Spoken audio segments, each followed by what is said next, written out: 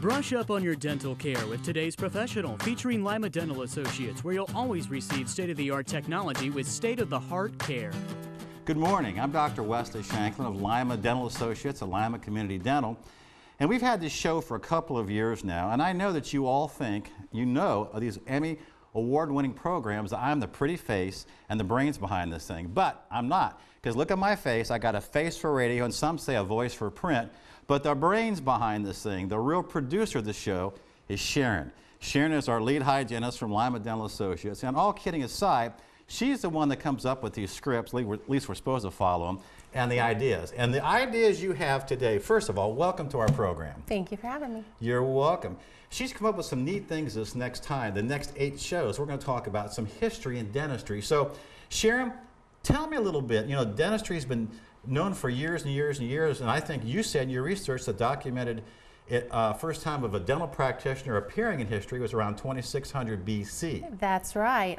People in Egypt in the era, that's where they're seeing the drawings about where dentistry really started. And back then they thought that when a cavity was in a tooth that it was worms, and they depicted that with evil pictures of worms. It's not worms? It's not worms. I thought it was worms. But you know, back then too, if a person had a toothache, it could have been a death sentence because they had no antibiotics. Right. It could infect the brain. It could definitely infect the bloodstream and go throughout the body. It was a detrimental, terrible thing to have happen. But it's interesting to note that dentistry has been tied to barbery, believe it or not, and to surgery. For years and years, the barber was your surgeon and your dentist. Absolutely. Right. And all through history. That's actually how the barber pole came about, because it would hang out wet, bloody rags to dry. So at first, the dentist was the barber, or the barber was the dentist, and the surgeon.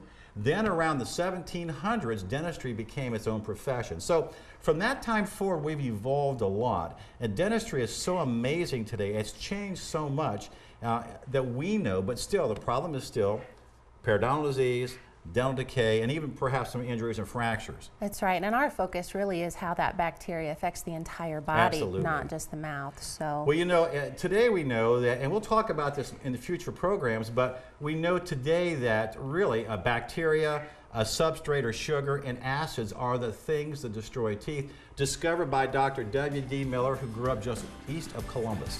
oh wow. And those were not known until 1890. So, we have a lot of things to talk about, and as Dr. Rizabato always says, keep smiling, sharing, and caring. Thank you, Sharon.